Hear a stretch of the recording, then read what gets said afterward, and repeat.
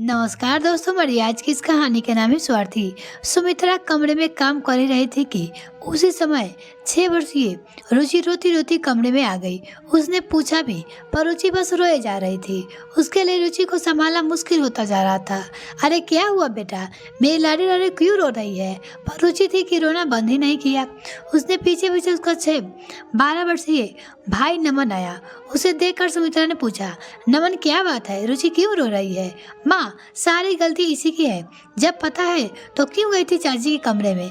नमन का जवाब सुनकर रुचि रोते रोते वही चिल्लाई, क्या गलती है मेरी भैया? मैं तो खाना भी नहीं खाना चाहती थी, पर अनुज ने अपने हाथों से बिस्किट खिला दिया। बस चाची ने चाटा मार दिया। रुचि की बात सुन नमन सुमित्रा की तरफ देखने लगा। सुमित्रा को समझते देर नहीं लगेगी बात क्या हुई होगी, पर रुचि तो अभी भी रोए जा रही थी। अपने पर्स में से पैसे ढूंढकर नमन को दिए, एक और बिस्कुट का पैकेट ले आए और रुचि को देकर जैसे जैसे तैसे चुप करा। पर सुमित्रा के लिए अब सब कुछ असहनीय था। महज एक बिस्कुट के लिए उसकी बेटी को चाटा मार दिया। वो मन ही मन सोच रही थी, चलिए पहले आपको मिलवाती हूँ सुमित्रा से। सुमित्रा संयुक्त परिवार की बड़ी बहू है, जहाँ सास ससुर सुमित्रा, उसके पति सूरज, देवर मोहन और देवरानी नंदा है। दोनों के दो बच्चे, नमन और रुचि, आयुष और अनुज। एक ननद है जिसकी शादी हो चुकी है। ससुर जी के काम में रिटायरमेंट लेने के बाद घर का खर्चा दोनों भाई मिलकर उठाते हैं। पर समस्या यह है कि सूरज की इतनी इनकम नहीं है कि, जबकि मोहन अच्छा खासा काम है।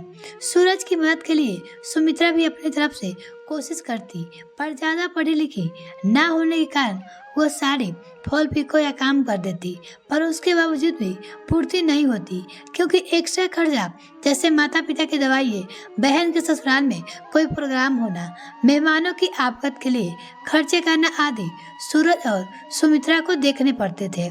लेकिन नंदा के तेज स्वभाव के कारण मोहन तो इस खर्चे से साफ साफ बच जाता। माता पिता भी उससे ज्यादा कुछ नहीं करते और ना ही दोनों बेटे के अलग करते। उनके अनुसार तो परिवार में एकता होनी चाहिए। ये अलग बात है कि उस एकता के चक्कर में बड़े बेटे बहू पीस रहे थे। जहाँ तक नंदा मोहन खाने पीने की चीजें लाते तो अपने कमरे में अलमारी में लाकर रख देते और फिर मोहन उसका परिवार कमरे में बैठकर ही खाता। एक दो बार सुमित्रा ने कहा तो सासू माँ ने तर्क दिया कि हर माता पिता अपने बच्चे के लिए करते हैं, अगर वो अपने बच्चे के लिए लाते हैं तो इसमें क्या गलत है। और जब नंदा को पता चला कि सुमित्रा को इस बात की से दिक्कत है तो उसने तो अच्छा खासा हंगामा कर दिया है। घर की शांति के लिए सूरज ने सुमित्रा को ही चुप रहने के लिए कह दिया अपनी पत्नी से। लेकिन आज की घटना के बाद सुमित्रा ने फैसला कर लिया था कि उसे क्या करना है। रविवार को जब मेहमानों का आना हुआ तो बाहर से नाश्ता, नमकीन, बिस्कुट वगैरह सब आया।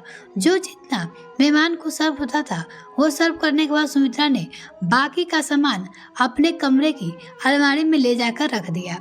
मेहमानों के जाने के बाद जब घर के लोग खाना खाने बैठे तो मोहन ने कहा, अरे वो नमकीन आई थी, वो कहाँ है? जरा परोसो तो सही। उसने अपनी भाभी से कहा, पता नहीं कहाँ रखा है पैकेट, दिख ही नहीं रहा है। नंदा ने मुंह बनाते हुए कहा, वो पैकेट मैंने अपनी अलमारी में रख दिया है। सुमित्रा के इस जवाब से सबका ध्यान सुमित्रा की तरफ गया। भला उस पैकेट को अलमारी में रखने की क्या जरूरत थी? और खाने के लिए आया है गया है तो सर्व तो करो। सूरज ने कहा, नहीं, वो अलमारी में ही रहेगी। जब मेरे बच्चों को जरूरत होगी उन्हें खाने के लिए दे दूंगी। बहू, यह क्या तरीका है? तुम बड़ी बहू होकर कैसे स्वार्थ की भरी बातें कर रही हो? माफ करना माँ जी, पर यह सब बातें मैंने इसी घर के लोगों से तो सीखी है। ये कैसी बात कर रही हो तुम? तुम इस घर की बड़ी बहू हो, तुम स्वार्थी कैसे हो सकती हो? घर के बड़ों को स्वार्थी होना शोभा नहीं देता। उसकी सासू माँ ने कहा, जब एक बिस्किट के लिए मेरी बच्ची को थप्पड़ मारा गया था उस दिन इसे ये माँ स्वार्थी हो गई थी। जब घर में बड़े अपने ही दोनों बच्चे में फर्क करते हैं तब इस माँ को स्वार्थी होना पड़ता था और मैं अपने बच्चे के लिए इतना तो कर ही सकती हूँ। और वैसे ही माँ जी, आप ही ने तो कहा था कि माता पिता अपने बच्चे के लिए ही इतना ही तो करते हैं। वो अपनी सासू माँ से बोली सुमित्रा। इतना कहकर सुमित्रा अपने कमरे में चली गई।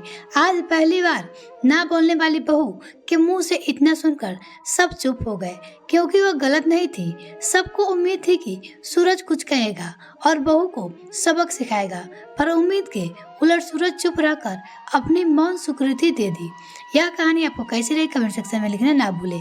आखिर माता पिता को समझ में आ गया था कि एकता के चक्कर में घर में कलेश बढ़ रहा है।